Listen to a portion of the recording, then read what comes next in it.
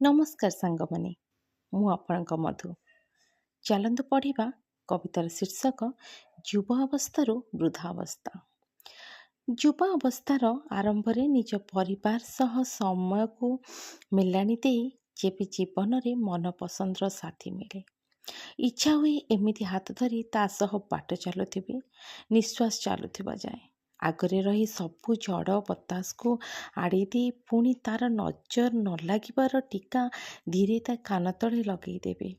ବିଶ୍ୱାସ ହେଉ ବା ଅବିଶ୍ୱାସ, ତା ନଜର ମୋ ହାତ ଘୁରାଇ କାଢ଼ି ଦେଉଥିବି ଆଉ ଛୁ ମନ୍ତ୍ର କରି ବାହାରକୁ ଫିଙ୍ଗି ଦେବେ।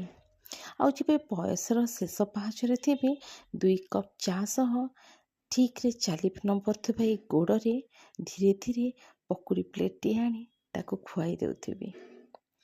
ଆଉ ମୋ ସାଥୀଟିର କାନ୍ଧରେ ମୁଣ୍ଡ ରଖି ସମୟକୁ ଟିକେ ରହିଯା ବୋଲି ଇସାରା ଦେଉଥିବି।